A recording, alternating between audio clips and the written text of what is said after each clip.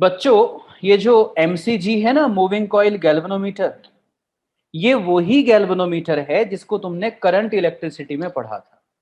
Current electricity में पढ़ते हुए आपको ये कहा गया होगा कि इसका पूरा कंस्ट्रक्शन एंड ऑल ये सारा आप अगले चैप्टर में पढ़ेंगे। तो वो समय आ गया है जब आप कुछ डिटेल में पढ़े। इसको आप करंट इलेक्ट्रिसिटी में बस इतना सा बना दिया करते थे और कहते थे कि ये गैल्वेनोमीटर है जिसको हम एमीटर और वोल्टमीटर किसी में भी कन्वर्ट कर सकते हैं जरूरत के हिसाब से। तो इसी को कहते हैं मूविंग कॉइल गैल्वेनोमीटर। और ये क्या है, कैसे बनता है, आज हमें इस पे बात करनी है। तो बच्चों होता ये है कि हमारे पास लिखेंगे सबसे पहले कंस्ट्रक्शन। क्या लिखेंगे? कंस्ट्रक्शन।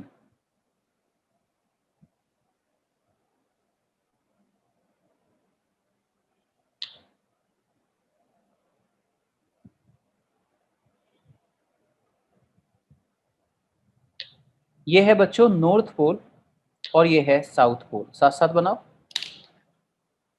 नॉर्थ पोल और साउथ पोल।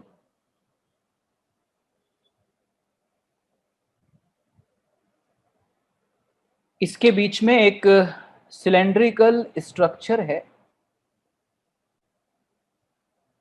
सिलेंड्रिकल स्ट्रक्चर है इसके बीच में एक,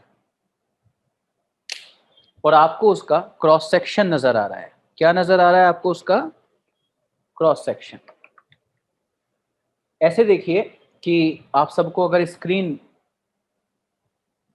अगर आपको सही से नजर आ रही है और उस पर मैं भी नजर आ रहा हूं, तो मेरे हाथ में एक बॉटल है, राइट। आप देख सकते हैं कि वो सिलेंड्रिकल है। इमेजिन कर लीजिए कि पूरा सिलेंडर, ये इस वाली शेप को इग्नोर कर दीजिए। मान लीजिए कि ये पूरा एक सिलेंड्रिकल स्ट्रक्चर है और आपको बस इसका ये वाला हिस्सा मैं दिखा रहा हूं। तो बताओ आपको ये सर्कुलर सरफेस ही तो नजर आएगी? जल्दी से रिप्लाई कर दो कमेंट बॉक्स में। आपको तो सर्कुलर सरफेस ही नजर आएगी ना। मतलब ये पूरा सिलेंडर है, लेकिन अगर आप इसको इधर से देखें तो आपको तो ऐसे ही नजर आएगा, इसलिए ऐसे मैंने बनाया है। अच्छा, अब मैंने एक वायर ली। क्या ली? वायर। एक वायर ली और वो वायर लेके, देखो कुछ करता हूं, और एक वायर लेके ना, देखो ऐसे, ये देखो ऐसे, और इसके ऊपर इस तरह से इस वायर को ऐसे लपेट दिया, इस सिलेंडर के ऊपर ऐसे लपेट दिया, ऐसे।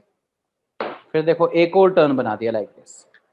समझ गए? इस तरीके से बहुत सारे टर्न्स बना दिए। तो तुम्हें तो यहाँ पे बस ये इस तरह से नजर आएंगे, जबकि ये पूरे के पूरे ऐसे टर्न बने हुए हैं। रिप्लाई करो जल्दी से, यस और नो। स्ट्रक्चर समझ में आई या नहीं आई? जल्दी रिप्लाई करो, करो करो करो। ओ आलसी हो। ठीक है, तो फिर समझ गए। मैं ये यहाँ पे देखो टर्न बना रहा हूँ ब्लू कलर से। तो एक वायर ली है और उस वायर से ऐसे बहुत सारे टर्न्स बना दिए हैं, और आपको तो सिर्फ उसका क्रॉस सेक्शन नजर आ रहा है। आपको सिर्फ उसका क्रॉस सेक्शन नजर आ रहा है इस तरह से। बहुत सारे टर्न्स बना दिए, मान लीजिए n टर्न्स मैंने बना दिए। नॉर्थ पोल और ये साउथ पोल है, ओके। फिर यहीं पर बच्चों इस तरह से एक स्केल लगा हुआ होता है। क्या लगा हुआ होता है? स्केल। ऐसे एक स्केल लगा हुआ होता है।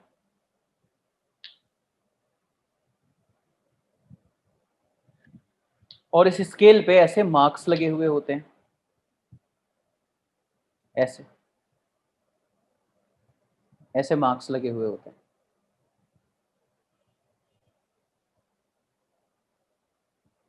बना रहे हो ना डायग्राम साथ साथ? और एक होता है पॉइंटर। क्या होता है? एक पॉइंटर। ये पॉइंटर ना देखो ऐसे घूमेगा, ऐसे।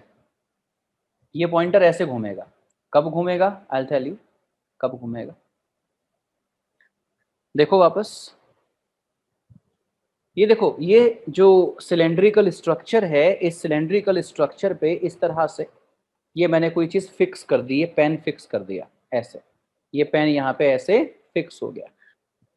बच्चों अब अगर ये सिलेंडर घूमेगा तो बोलो पेन भी घूम रहा है नहीं घूम रहा? जल्दी से रिप्लाई करो। अगर ये सिलेंडर घूम रहा है तो ये पेन भी घूम रहा है ना? घूम रहा है ना? अब मान लो यहाँ पे एक स्केल लगा हुआ होता, एक स्केल लगा हुआ होता है ऐसे। तो जब ये पेन घूमता तो पेन स्केल पे घूमता। सही, यस और नो? पेन किस पे घूमता? स्केल पे घूमता। समझ गए ना? तो पूरी स्ट्रक्चर 3D जो है वो आपको समझ में आ गई। आप उसका सिर्फ क्रॉस सेक्शन देख रहे हो ऊपर से। ये पॉइंटर है। अश्विन ये कौन सी लैंग्वेज में लिखा है? ना तो ये इंग्लिश है, ना हिंदी है, ना ये संस्कृत है, मुझे इतनी आती है बस। तो नॉर्थ और साउथ के बीच में एक सिलेंड्रिकल स्ट्रक्चर और उस पर आपने ऐसे टर्न्स बना दिए बहुत सारे, और पॉइंटर घूमेगा। ओके बच्चों, पता है नीचे के इसको जरा लिख दो, लैंग्वेज में लिखो, लिखो लैंग्वेज में लिखो। On a cylindrical core, CORE core, on a cylindrical core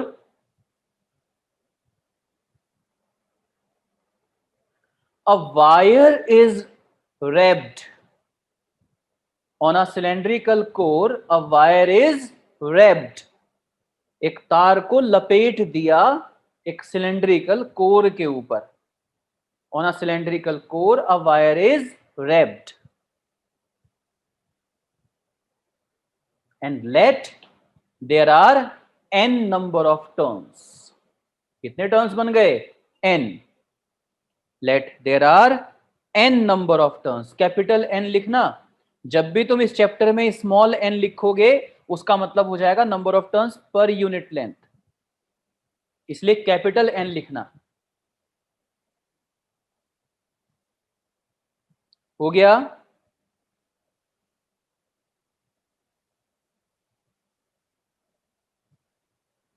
जल्दी से बताना किसको अनम्यूट कर सकता हूं, हाथ उठाना। बस एक बार रिपीट कर देना मैंने क्या लिखवाया। Devansh Pathak please unmute.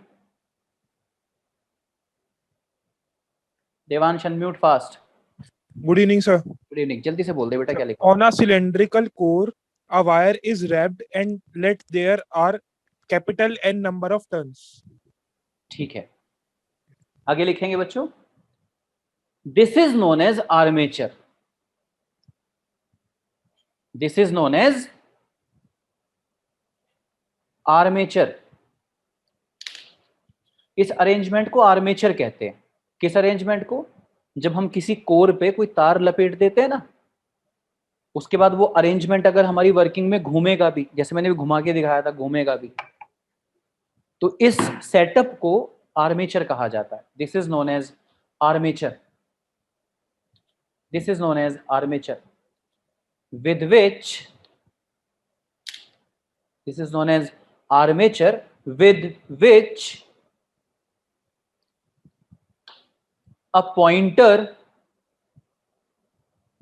with which a pointer is also connected, with which a pointer is also connected.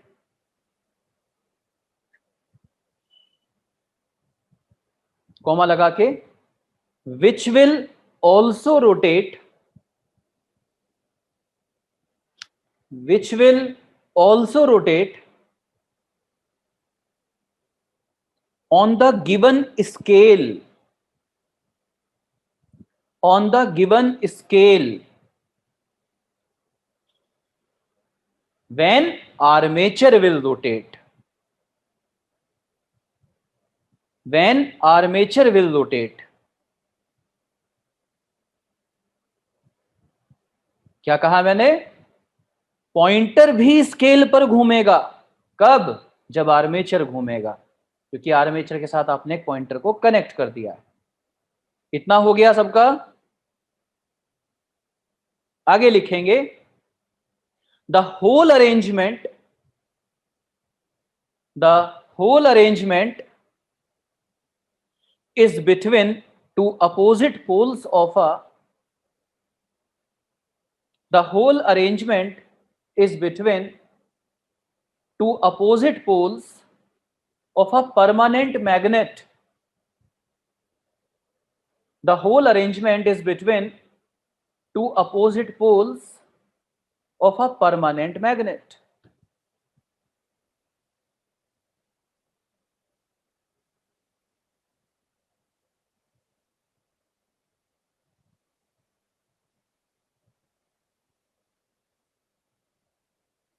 Done?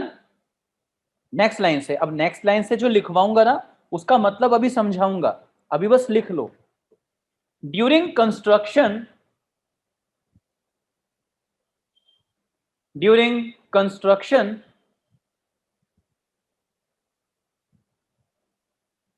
it is managed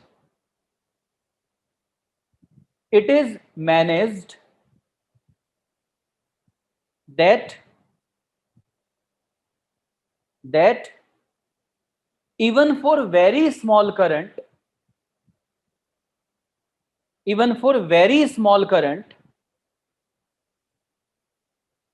in the armature,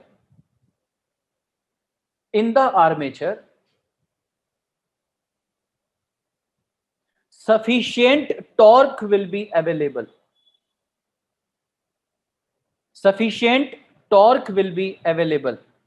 क्या लिखवाया मैंने? कंस्ट्रक्शन के टाइम पे ये मैनेज किया जाता है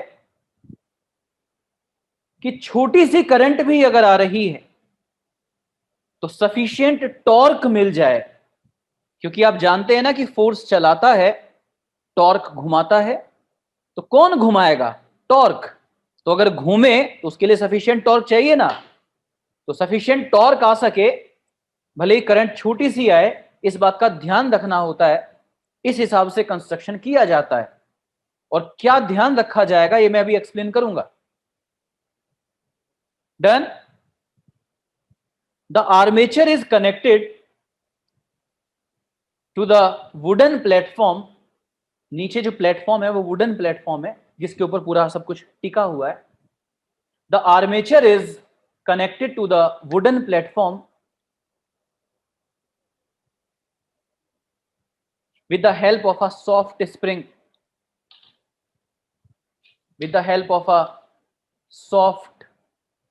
spring.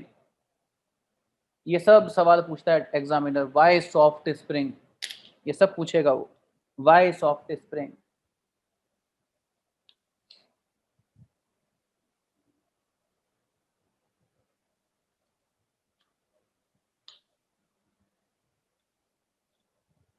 एक बार सभी बच्चे हाथ उठा दें अगर पूरा नोट हो गया हो तो, जो मैंने कंस्ट्रक्शन में लिखवाया। Good one. आगे लिखेंगे। अच्छा, समझ गए कैसे होगी वुडन स्प्रिंग? देखो, ये सिलेंड्रिकल स्ट्रक्चर है ना, और ये मेरा हाथ वुडन प्लेटफॉर्म मान लो, ये वुडन प्लेटफॉर्म मान लो, और ये ऊपर सिलेंडर है, ठीक है? तुम इसको टॉप से देख रहे हो, ऊपर से देख रहे हो, तो तुम्हें वो पिक्चर नजर आ रही है जो बोर्ड पे बनी हुई है, ऐसे, ये सिलेंडर और ये मेरा हाथ। अच्छा, इसके बीच में ना ये सॉफ्ट स्प्रिंग है, ये जो पेन है, ये जो पेन है ये क्या है? ये सॉफ्ट स्प्रिंग है। जल्दी जल्दी बोलो, यस सर, ये सॉफ्ट स्प्रिंग है। Why soft spring? I will tell you that, I will tell you. ये सॉफ्ट स्प्रिंग है। अच्छा, स्प्रिंग का नीचे वाला किनारा मेरे हाथ के साथ कनेक्टेड है, स्प्रिंग का नीचे वाला किनारा मेरे हाथ के साथ कनेक्टेड है, मतलब वुडन प्लेटफॉर्म से कनेक्टेड है। मेरा हाथ लकड़ी का नहीं है, इमेजिन करो नालायको, तो वुडन प्लेटफॉर्म है ये नीचे, और उसके साथ ये स्प्रिंग कनेक्टेड है, और स्प्रिंग का ऊपर वाला किनारा आर्मेचर के साथ कनेक्टेड है। ठीक है, अब तुम एक बात इमेजिन कर पा रहे हो? क्या इमेजिन कर पा रहे हो? अगर बॉटल घूमी तो बॉटल से कनेक्टेड है ना ये किनारा, ये बॉटल के साथ घूमेगा, लेकिन नीचे से तो मैंने पकड़ रखा है, एकदम स्ट्रॉन्ग रिजिडली पकड़ रखा है, इसको तो हिलने नहीं दूंगा मैं, वुडन प्लेटफॉर्म से कनेक्ट कर दिया मैंने इसको। बॉटल घूमी, ये किनारा तो बॉटल के साथ घूमेगा ना, तो बोलो ऐसे हो जाएगा, यानी जिसको कहते हैं मरोड़ देना। रिप्लाई करो। बिल्कुल देसी भाषा में कहते हैं मरोड़ देना, ऐसे है ना, ट्विस्ट इंग्लिश में, सफोस्टिकेटेड लैंग्वेज, ट्विस्ट, देसी भाषा, मरोड़ दिया। बोलो यस और नो। नीचे वाला किनारा वुडन प्लेटफॉर्म के साथ फिक्स है, ऊपर वाला किनारा बॉटल के साथ कनेक्टेड है, बॉटल घुमा दी तो ऊपर वाला किनारा घुमा, जबकि नीचे वाला अपनी जगह फिक्स है। तो बोलो स्प्रिंग में क्या आ जाएगा? स्प्रिंग में क्या आ जाएगा? ट्विस्ट। स्विफ्ट नहीं कार्तिक, इट्स नॉट स्विफ्ट, मैंने कहा ट्विस्ट, ट्विस्ट आ जाएगा, स्विफ्ट नहीं, ट्विस्ट आएगा, मरोड़ दिया जाएगा। यस अश्विन। अच्छा चलो, अब मेरी बारी। अब जरा सब लोग बोर्ड पे देखेंगे। हाँ जी, तो बच्चों होगा ये कि जब करंट आएगी ना, जब करंट आएगी, हाँ देवांश मैं आ रहा हूं उस पे, ओहो पेशेंस तो रख ले तू। when current is allowed in the armature, when current is allowed in the armature, जैसे ही आर्मेचर में करंट आएगी। आर्मेचर क्या है? क्या है आर्मेचर? एक सिलेंडर के ऊपर तार लपेट रखा है, बोलो ना। तो जब तार में करंट आएगी तो लूप बने हुए हैं ना, मतलब लूप में करंट आएगी। बोलो यस सर, कौन बोलेगा यस सर? तार में करंट आ गई ना भाई, तार में क्या आ गई? करंट आ गई। प्यारे बच्चों, इधर नॉर्थ पोल है, इधर साउथ पोल है। तुम्हें मैं दिख रहा हूं ना, स्माइली भेजते रहो। इधर नॉर्थ पोल है, इधर साउथ पोल है। तो नॉर्थ से साउथ मैग्नेटिक फील्ड होगा। तुम्हें 10th क्लास की कसम बोलो यस सर, नॉर्थ से साउथ होगा या नहीं? मैग्नेटिक फील्ड होगा ना। ये नॉर्थ पोल है, साउथ पोल है, बोल मैग्नेटिक फील्ड होगा कि नहीं? नॉर्थ से साउथ होगा ना। तो यहाँ पे मैग्नेटिक फील्ड है ना, नॉर्थ से साउथ। और ये जो तुम्हारा आर्मेचर रखा है, मतलब लूप रखा है ना, लूप रखा है तो लूप का कुछ एरिया होगा। लूप रखा है तो लूप का कुछ एरिया होगा। अब लूप का एरिया भी है, लूप मैग्नेटिक फील्ड में भी रखा है, लूप में करंट भी आ गई। तो बोलो कि लूप में टॉर्क आ जाएगा या नहीं? लूप में टॉर्क आ जाएगा या नहीं? Tau is equal to N I A B sine theta. जल्दी से रिप्लाई कर दो, बताओ मैंने बताया था नहीं? इसका डेरिवेशन हो चुका है नहीं? जल्दी से हाथ उठा के रिप्लाई करेंगे यस और नो। इसका डेरिवेशन हो चुका है नहीं? करवाया था ना डेरिवेशन, याद है? एक वीडियो में मैं बोर्ड पे खड़ा था, ग्रीन कलर का बोर्ड था, मैं सामने खड़ा था, ये करवाया था मैंने डेरिवेशन।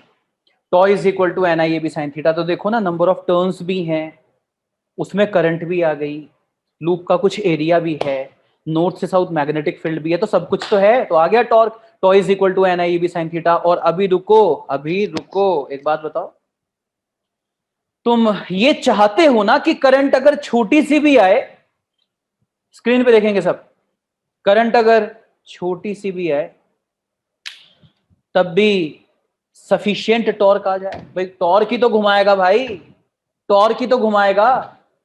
तो टॉर्क चाहिए तभी तो घूमेगा, तो टॉर्क की अच्छी खासी वैल्यू आनी चाहिए। करंट अगर थोड़ी सी भी आई तो टॉर्क आ जाना चाहिए सफिशिएंट की घुमा सके। इसलिए आई को छोड़ के सब कुछ बड़ा रखना है, आई को छोड़ के सब कुछ बड़ा रखना है, मतलब नंबर ऑफ टर्न्स भी काफी ज्यादा रखने हैं, एरिया भी ज्यादा से ज्यादा रखना है, मैग्नेटिक फील्ड भी ज्यादा से ज्यादा रखना है, साइन थीटा भी जितना ज्यादा हो सके उतना रखना है। और आप जानते हो ना कि साइन थीटा की मैक्सिमम वैल्यू 1 होती है। बोलिए यस और नो।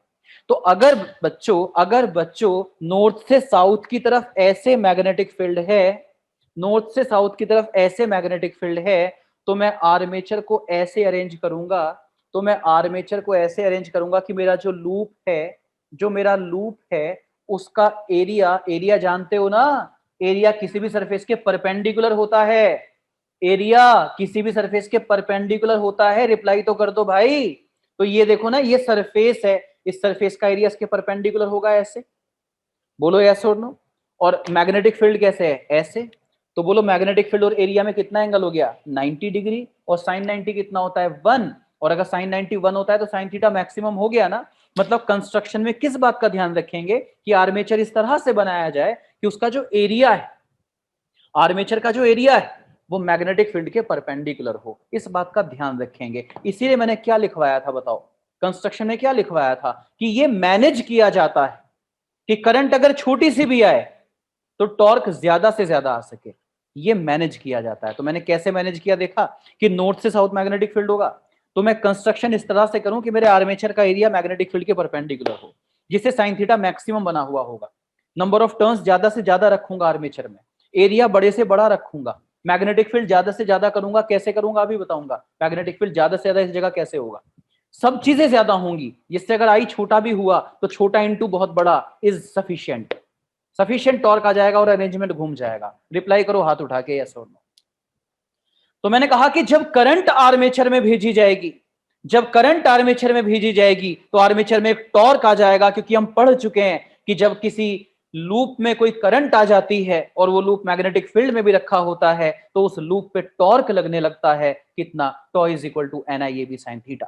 तो इसीलिए नेक्स्ट लाइन से मैं लिखूंगा tau is equal to N I A B, क्योंकि साइन थीटा को मैंने 1 लिख दिया है, इक्वेशन नंबर 1 नोट कीजिए। इक्वेशन नंबर 1, जब कोई लूप किसी मैग्नेटिक फील्ड में रखा होता है, मैंने पहले भी कहा था, अगर आपने मेरा कोई भी एक लेक्चर मिस किया है तो फिर आगे के लेक्चर्स में आपको परेशानी होगी। काश ये अकबर बीरबल जहांगीर की कहानी होती कि कहीं से शुरू कर दो। ये फिजिक्स है, ये बस एक ही चीज मांगता है आपसे, कंटिन्यूटी। आप बीच में लेक्चर मिस नहीं कर सकते। Tau is equal to N I A B sine theta, तो टॉर्क कितना आया, एन आई ए बी। हाँ जी, टॉर्क कितना आया, एन आई ए बी। तो उससे क्या होगा, क्या करता है टॉर्क, टॉर्क क्या करता है, क्या करता है टॉर्क, घुमा देता है। तो जब टॉर्क आया, जब टॉर्क आया तो सिलेंडर घूम गया, जब टॉर्क आया तो सिलेंडर घूम गया, और अगर सिलेंडर घूम गया तो सिलेंडर के नीचे स्प्रिंग लग रही है, सिलेंडर के नीचे स्प्रिंग लग रही है, स्प्रिंग का नीचे वाला किनारा फिक्स्ड है, ऊपर वाला सिलेंडर से कनेक्टेड है। जब सिलेंडर घूमा तो स्प्रिंग में ट्विस्ट आ गया, बोलो यस और नो, स्प्रिंग में क्या आ गया, हाँ स्प्रिंग में ट्विस्ट आ गया। इसलिए नेक्स्ट लाइन से क्या लिखेंगे, नेक्स्ट लाइन से क्या लिखेंगे, स्टार बना के लिखिए, this torque will rotate the armature, this torque will rotate the armature, because of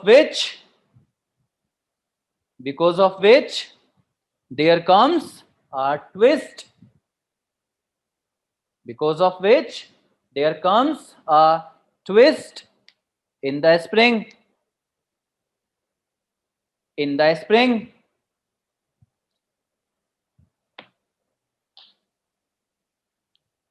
हो गया, स्क्रीन पे देखो। 11th क्लास का थोड़ा बहुत याद है या पूरा भूल गए? जब तुम रीस्टोरिंग फोर्स लिखते थे स्प्रिंग का, तो वो kx हुआ करता था। अगर याद हो तो प्लीज हाथ उठा दो। रीस्टोरिंग फोर्स स्प्रिंग का kx होता था। अरे ओहो, इतने से बच्चों ने हाथ उठाया है। भाई अगर तुम किसी स्प्रिंग को बाहर की तरफ खींचते थे, उसकी लेंथ बदल जाती थी। अगर उसके अंदर चेंज इन लेंथ x आता था, तो उस स्प्रिंग में अंदर की तरफ फोर्स आ जाते थे जो तुम्हारा अपोज करते थे। उन फोर्सेस को रीस्टोरिंग फोर्स कहते थे, और उनका फॉर्मूला होता था kx। क्या फॉर्मूला होता था, kx। सही है ना? तो बिल्कुल इसी तरीके से जैसे रीस्टोरिंग फोर्स kx होता है, उसी तरह से रीस्टोरिंग टॉर्क, क्या कहा मैंने, रीस्टोरिंग टॉर्क, x की जगह बस थीटा आ जाएगा। फोर्स की जगह क्या आ गया, फोर्स की जगह क्या आ गया, टॉर्क। और डिस्प्लेसमेंट की जगह क्या आ गया, एंगुलर डिस्प्लेसमेंट। तो F इज इक्वल टू के एक्स क्या बन गया, टॉ is equal to K theta. समझ गए? तो हुआ क्या कि स्प्रिंग में ट्विस्ट आ गया, तो अगर स्प्रिंग में ट्विस्ट आ गया तो स्प्रिंग में एक रिस्टोरिंग टॉर्क डेवलप हो जाएगा। नेक्स्ट लाइन से, restoring torque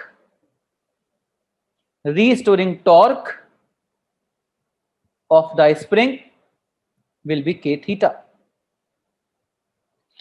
Restoring torque of the spring will be screen पे देख लो, will be k theta। यहां पे थीटा क्या है, ट्विस्ट। स्प्रिंग का ऊपर वाला किनारा नीचे वाले किनारे के रेस्पेक्ट में कितना एंगल घूम गया है, ट्विस्ट। नीचे वाला अपनी जगह बना हुआ है, ऊपर वाला घूम के कहीं और चला गया है। तो पहले वाला ऊपर और नीचे वाले को मिलाने वाली इमेजिनरी लाइन, और नई पोजीशन पे ऊपर वाले किनारे को नीचे वाले किनारे से मिलाने वाली लाइन, इनके बीच में जो एंगल बनेगा, ट्विस्ट। कितना एंगल घूम गया है ऊपर वाला किनारा नीचे वाले के रेस्पेक्ट में, ट्विस्ट। तो जैसे F इज इक्वल टू के एक्स रिस्टोरिंग फोर्स होता है, वैसे टॉ is equal to K theta restoring torque होता है। फोर्स की जगह आ गया टॉर्क और एक्स की जगह आ गया थीटा। ठीक है जी? तो ये वाला टॉर्क कौन से वाला टॉर्क, ब्लू कलर से लिख रहा हूं, कौन से वाला टॉर्क? ये वाला NIAB। ये वाला टॉर्क क्या करेगा? ये वाला टॉर्क आर्मेचर को घुमाएगा। आर्मेचर घूमेगा तो थीटा बढ़ता जाएगा। थीटा बढ़ता जाएगा तो स्प्रिंग का रिस्टोरिंग टॉर्क बढ़ता जाएगा। रिस्टोरिंग टॉर्क कौन है? जो अपोज कर रहा है आर्मेचर के घूमने का। कौन है रिस्टोरिंग टॉर्क? जो आर्मेचर के घूमने का अपोज कर रहा है। NIAB क्या है? जो आर्मेचर को घुमा रहा है। तो धीरे धीरे क्या होगा? आर्मेचर घूम रहा होगा, आर्मेचर घूमेगा तो थीटा बढ़ेगा, थीटा बढ़ेगा तो रिस्टोरिंग टॉर्क बढ़ेगा, और एक ऐसा ऐसा टाइम आएगा कि ये दोनों बराबर हो जाएंगे। रिप्लाई कर दो यस सर, रिप्लाई कर दो यस सर, जल्दी जल्दी जल्दी जल्दी जल्दी रिप्लाई कर दो। समझ गए ना? करंट जो आई उससे एक टॉर्क आया NIAB, उसका काम है आर्मेचर को घुमाना, वो आर्मेचर को घुमा रहा है। लेकिन जब आर्मेचर घूम रहा है, जब आर्मेचर घूम रहा है तो साथ साथ स्प्रिंग में ट्विस्ट आ रहा है। स्प्रिंग में ट्विस्ट आ रहा है तो स्प्रिंग का रिस्टोरिंग टॉर्क बढ़ता जा रहा है, क्योंकि वो ट्विस्ट पे डिपेंड करता है। तो एक टाइम ऐसा आएगा कि स्प्रिंग का रिस्टोरिंग टॉर्क NIAB के बराबर हो जाएगा। उसके बाद नहीं घूमेगा, उसके बाद नहीं घूमेगा, बस वहीं तक घूमेगा, उसके बाद वहां से आगे नहीं घूमेगा आर्मेचर। इसीलिए जब वो आगे नहीं घूमेगा, मतलब जब इक्विलिब्रियम आ जाएगा, तो उस टाइम घुमाने वाला टॉर्क और घूमने का अपोज करने वाला टॉर्क बराबर हो जाएगा। अच्छा, सभी जो ऑथर है ना यहाँ पे थीटा की जगह फाई लिखते हैं, थीटा की जगह फाई। तो फाई ऐसे बनता है, कैसे बनता है? ये यहाँ पे बना रहा हूं, फाई ऐसे, थीटा की जगह फाई लिख देते हैं ऐसे, फाई। ठीक है, तो मैंने उसकी जगह थीटा लिख रखा है। तो जब इक्विलिब्रियम आएगा तो घुमाने वाले टॉर्क को कौन बैलेंस कर देगा? अपोज करने वाला। तो NIAB के थीटा के बराबर हो जाएगा। बोलिए ठीक है। तो थीटा अपॉन आई twist per unit current NBA upon के, थीटा अपॉन आई की वैल्यू आ जाएगी। तो ये सभी फॉर्मूले इंपॉर्टेंट है। ये भी NIAB is equal to K theta, ये भी theta upon I is equal to NBA upon K, ये सब इंपॉर्टेंट है। तो देखो ना, जब आर्मेचर घूमा तो वहां पे एक स्केल लगा हुआ है ना। जरा प्रैक्टिकली अब समझना कि तुमने पढ़ा क्या। भाई आर्मेचर में करंट आया, करंट के आने से आर्मेचर घूमा, जब आर्मेचर घूमा तो पॉइंटर भी स्केल पे घूमा। अब उसके घूमने का अपोज स्प्रिंग ने किया, स्प्रिंग एक जगह जाके रोक देगी, और जैसे ही रुकेगा तो आप इक्वेशन लगा दोगे NIAB is equal to K theta और आई की वैल्यू निकाल दोगे। कितने बच्चों को मेरी आवाज सही आ रही है? हाथ उठाओ। कितने बच्चों को आवाज सही आ रही है? ठीक है, नमन पराशर, मेरी आवाज एकदम ठीक है, सब बच्चों ने हाथ उठाया है। आप प्लीज एक बार दोबारा ज्वाइन कर लीजिए। तो NIAB is equal to K theta, तो theta upon I is equal to, theta upon I is equal to NBA upon K. ये जो थीटा अपॉन आई है ना, मतलब ट्विस्ट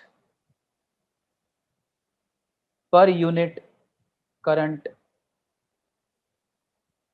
यूनिट करंट के लिए कितना ट्विस्ट आया, ट्विस्ट पर यूनिट करंट, इसको करंट सेंसिटिविटी कहते हैं। इसे करंट सेंसिटिविटी कहते हैं, करंट सेंसिटिविटी। करंट का सिंबल क्या होता है? आई। सेंसिटिविटी के लिए क्या लिख लिया? S। तो करंट सेंसिटिविटी का सिंबल बन गया IS। किसे कहते हैं current sensitivity? Twist per unit current को, ट्विस्ट पर यूनिट करंट को। और ये थीटा अपॉन आई किसके बराबर होता है? ऊपर लिखा है, ये बराबर होता है NBA अपॉन के। ट्विस्ट पर यूनिट करंट किसके बराबर होता है? NBA अपॉन के। इसी को क्या कहते हैं? Current sensitivity. वो आपसे पूछेगा मूविंग कॉइल गैल्वेनोमीटर की करंट सेंसिटिविटी क्या होती है? मूविंग कॉइल गैल्वेनोमीटर की करंट सेंसिटिविटी क्या होती है? तो आप कहेंगे NBA अपॉन के। Basically twist per unit current को करंट सेंसिटिविटी कहते हैं। आप कहेंगे ट्विस्ट पर यूनिट करंट को करंट सेंसिटिविटी कहते हैं, जो कि मैथमेटिकली किसके बराबर होती है? NBA अपॉन के बराबर होती है। रिप्लाई कर दो। तो प्यारे बच्चों, जैसे जैसे current sensitivity twist per unit current होती है, वैसे ही voltage sensitivity twist per unit voltage होगा। बोलो yes sir. Current sensitivity twist per unit current होती है, यूनिट करंट के लिए कितना ट्विस्ट आया। ऐसे ही voltage sensitivity twist per unit voltage होती है कि पर यूनिट वोल्टेज के लिए कितना ट्विस्ट आया। थीटा अपॉन आई क्या होता है आप जानते हैं, एन बी ए अपॉन के, एन बी ए अपॉन के। तो ये कितना होगा, एन बी ए अपॉन के आर। बोलो कैसे, बोलो बोलो कैसे, बोलो बोलो कैसे, बोलो कैसे। नालायक ही रहना तुम। ऊपर आओ, इस वाले इक्वेशन को देखो जहां पे मैंने स्टार बनाया, देखो। बोलो, दोनों तरफ 1/r से मल्टीप्लाई कर दूं कोई दिक्कत, दोनों तरफ 1/r से मल्टीप्लाई कर दूं कोई दिक्कत, आई आर को v लिख दूं कोई दिक्कत। इसीलिए क्या आ गया, ऊपर थीटा इंटू 1 इज थीटा, नीचे आई इंटू आर इज v, तो थीटा अपॉन v आ गया। किसके बराबर आया, एन बी ए अपॉन के आर के। बोलिए यस और नो। मैंने पढ़ा, कमेंट में कुछ बच्चों ने पूछा के क्या है, थैंक यू कि आपने पूछा। कंक्लूड कर रहा हूं भाई, और अब सब सवालों के जवाब दूंगा जो भी तुम कमेंट बॉक्स में लिख रहे थे। मैं पढ़ रहा था रेगुलर, पर हर चीज का एक सही वक्त होता है। अब वक्त आया है जवाब देने का। Conclusion, conclusion.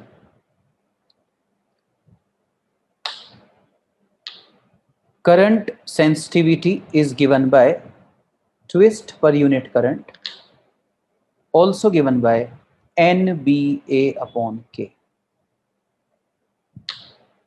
एक तो इस पे सवाल बनेगा। Voltage sensitivity is given by twist per unit potential difference which is NBA upon KR। इस पे सवाल बनेगा।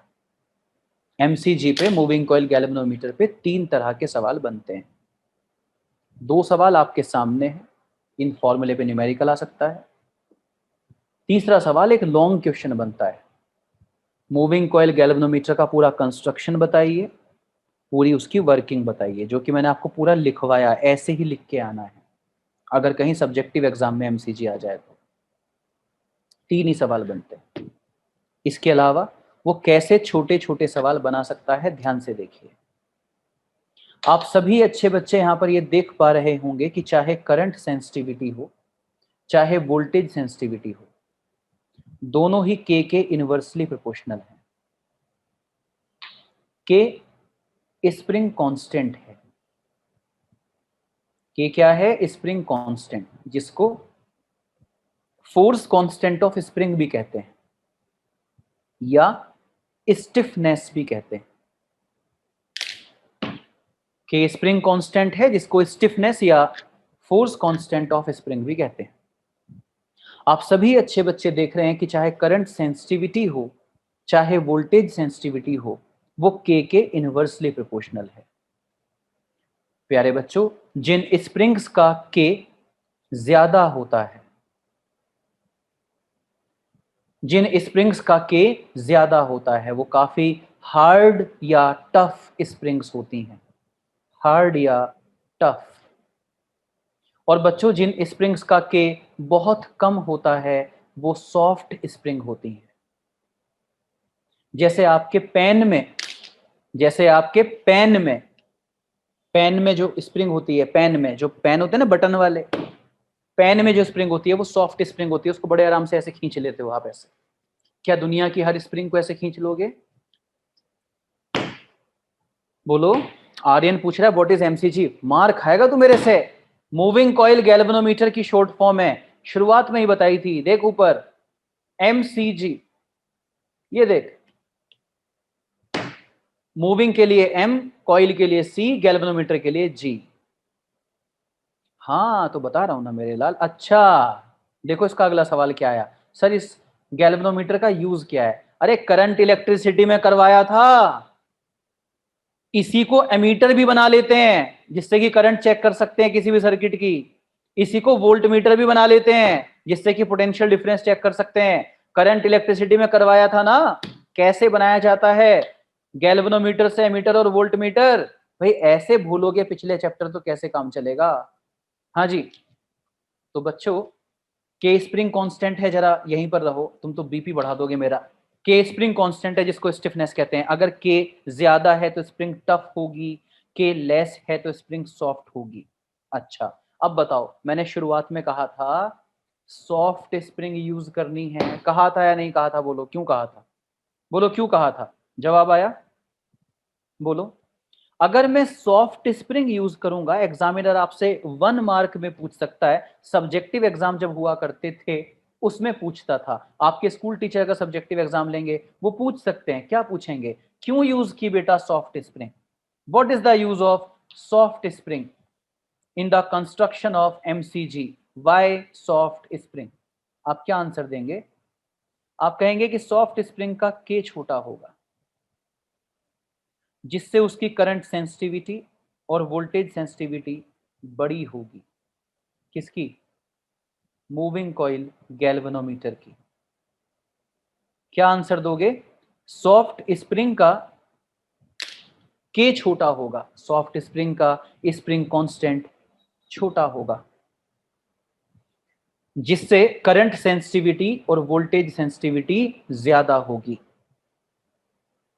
क्या आपको याद है कि मैंने आपको सेंसिटिविटी पढ़ाया था करंट इलेक्ट्रिसिटी में, या ये वर्ड आप पहली बार सुन रहे हैं आज? याद है आपको? मैंने आपको बताया था सेंसिटिविटी क्या होती है। ओके, वहां पे मैंने कहा था कि जो डिवाइस छोटी से छोटी रीडिंग को पढ़ ले वो उतनी ही ज्यादा सेंसिटिव होती है। अगर कोई डिवाइस छोटी से छोटी रीडिंग को पढ़ ले तो वो उतनी ज्यादा सेंसिटिव होती है। जैसे मीटर स्केल से ज्यादा सेंसिटिव होता है वर्नियर कैलिपर्स, वर्नियर कैलिपर्स से ज्यादा सेंसिटिव होता है स्क्रू गेज, क्योंकि उसका लीस्ट काउंट और भी कम है। जो जितनी छोटी रीडिंग को पढ़ ले वो उतना ज्यादा सेंसिटिव होता है। तो बच्चों एक बात बताओ, अगर मैंने यहाँ पे सॉफ्ट स्प्रिंग यूज ना करके, जरा फील करना जो मैं कह रहा हूं, अगर मैंने सॉफ्ट स्प्रिंग यूज ना करके बड़ी मजबूत स्प्रिंग यूज कर ली होती तो आर्मेचर में करंट आती रहती, बड़ी करंट आती, वो बड़ी करंट से टॉर्क आता, वो कहता आर्मेचर को घूम जा। लेकिन स्प्रिंग को किसने पकड़ रखा है? बड़ी मजबूत स्प्रिंग ने। क्या वो स्प्रिंग उस आर्मेचर को घूमने देती? रिप्लाई करो। अगर स्प्रिंग सॉफ्ट ना होके हार्ड होती, टफ होती, काफी स्ट्रांग होती, तो क्या वो स्प्रिंग घूमने देती? नहीं घूमने देती। जब तक आर्मेचर नहीं घूमता तब तक पॉइंटर भी स्केल पे नहीं घूमता। बोलो यस सर। और अगर पॉइंटर स्केल पे नहीं घूमता तो तुम्हारा पॉइंटर तो जीरो पे ही रहता और वो बताता रहता कि कोई करंट नहीं आ रही, जबकि करंट तो आ रही है। बोलो यस और नो। करंट तो आ रही है, करंट के आने से टॉर्क भी आ रहा है NIAB, पर वो टॉर्क घुमा नहीं पा रहा। क्यों? क्योंकि बड़ी स्ट्रॉन्ग स्प्रिंग ने पकड़ रखा है आर्मेचर को, घूमने नहीं दे रही हो। और हम चाहते हैं कि करंट आए तो आर्मेचर घूमे, जब वो घूमेगा तभी तो पॉइंटर स्केल पे घूमेगा और हम देख पाएंगे कितना घूमी निडल, उससे अंदाजा लगा पाएंगे करंट कितनी आई। बोलिए यस और नो, उससे तो पता चलेगा। तो इसीलिए हमें स्प्रिंग स्ट्रॉन्ग नहीं सॉफ्ट यूज करनी है। अगला सवाल, स्प्रिंग यूज ही क्यों कर रहे हो सर? स्प्रिंग यूज ही क्यों कर रहे हो? अरे स्प्रिंग इसलिए यूज कर रहा हूं, स्प्रिंग इसलिए यूज कर रहा हूं क्योंकि एक बार आर्मेचर घूम के आगे पहुंच गया, उसके बाद मैंने करंट को स्विच ऑफ कर दिया, तो स्प्रिंग वापस ले आएगी ना, या बार बार मैं जाऊंगा उसे घुमा के वैसे करने? बोलिए यस और नो। बात समझ में आ गई? स्प्रिंग वापस उसको उस पोजीशन पे लेके आएगी, स्प्रिंग इसलिए यूज किया। गॉट इट ना? तो पहला सवाल एग्जामिनर ने क्या पूछा? सॉफ्ट स्प्रिंग क्यों यूज कर रहे हो? क्या आंसर दोगे? सॉफ्ट स्प्रिंग यूज करने से एमसीजी की करंट सेंसिटिविटी और वोल्टेज सेंसिटिविटी बढ़ जाती है। ऐसा गैल्वेनोमीटर छोटी से छोटी करंट को पढ़ लेता है, छोटे से छोटे पोटेंशियल डिफरेंस को पढ़ लेता है। याद रखना, नोट्स तुम अपने लिए बनाते हो, वो भाषा लिखा करो जो तुम्हें समझ में आती है, जिसको समझ के तुम अच्छा रिवीजन कर सकते हो। ज्यादा टेक्निकल और ज्यादा किताबी भाषा लिखने के चक्कर में मत रहा करो। कॉन्सेप्ट को समझ लो, अपनी लैंग्वेज में लिखो। मैंने ये कहा कि बच्चों सॉफ्ट स्प्रिंग यूज करने से ज्यादा सेंसिटिव हो जाएगा गैल्वेनोमीटर, उसकी करंट सेंसिटिविटी वोल्टेज सेंसिटिविटी बढ़ जाएगी, छोटी से छोटी करंट को पढ़ लेगा वो, छोटे से छोटे पोटेंशियल डिफरेंस को पढ़ लेगा वो। बोलिए बात समझ में आ गई? आगे बात करेंगे कुछ और भी। बच्चों नंबर ऑफ टर्न्स ज्यादा से ज्यादा क्यों रखने हैं आप देख सकते हैं, जल्दी से देखिए, जहां पे मैं पेन चला रहा हूं वहां पर देखिए, कुछ ग्रीन ले लेता हूं पेन। आप देख सकते हैं नंबर ऑफ टर्न्स ज्यादा से ज्यादा क्यों रखने हैं, बोलो क्यों रखने हैं ज्यादा से ज्यादा नंबर ऑफ टर्न्स? हाँ बोलो क्यों रखने हैं ज्यादा से ज्यादा नंबर ऑफ टर्न्स, बोलो। क्योंकि नंबर ऑफ टर्न्स ज्यादा से ज्यादा रखूंगा तो करंट सेंसिटिविटी ज्यादा से ज्यादा हो जाएगी। से यस और नो, से यस और नो।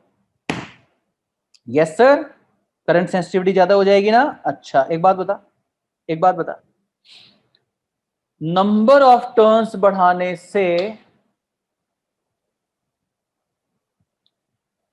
नंबर ऑफ टर्न्स बढ़ाने से सेंसिटिविटी पे क्या फर्क पड़ता है? Explain effect of increasing, explain effect of increasing number of turns in current sensitivity and voltage sensitivity. What I will say, current sensitivity is NBA upon K, we know that. Current sensitivity is NBA upon K. That means it is directly proportional to number of turns. When number of turns are increased, current sensitivity also increased. Yes or no? Current sensitivity बढ़ जाएगी, हाथ उठाइए, reply करिए, समझ में आ गया हो तो। करंट सेंसिटिविटी बढ़ जाएगी, करंट सेंसिटिविटी बढ़ जाएगी। अरे क्यों घबरा रहे हो, सही बोल रहा हूं, ऐसे डर डर के हाथ उठा रहे हो, सही है, बढ़ी जाएगी भाई। Current sensitivity NBA upon K है, तो करंट सेंसिटिविटी N के डायरेक्टली प्रोपोर्शनल है। अगर N बढ़ा तो करंट सेंसिटिविटी बढ़ जाएगी। आगे सुनना, वोल्टेज सेंसिटिविटी का क्या फॉर्मूला होता है? NBA upon KR। Voltage sensitivity का फॉर्मूला क्या होता है? NBA upon KR। मतलब वोल्टेज सेंसिटिविटी किस पे डिपेंड करता है? N अपॉन R पे। वोल्टेज सेंसिटिविटी किस पे डिपेंड करता है? N अपॉन R पे। ये बताओ नंबर ऑफ टर्न्स कैसे बढ़ाओगे? अगर इस बॉटल पे मैंने ऐसे एक टर्न बनाया, एक टर्न, तो नंबर ऑफ टर्न 1 हो गए। मैंने कहा बढ़ाना, बढ़ाना मतलब 2 टर्न करना, तो एक और टर्न बनाया, और बढ़ाना, एक और टर्न बनाया, और टर्न बढ़ाना, और टर्न बनाया। जब भी नंबर ऑफ टर्न्स बढ़ाने के लिए कहूंगा ज्यादा वायर की जरूरत पड़ेगी, बोलो यस सर। ज्यादा वायर की जरूरत पड़ेगी।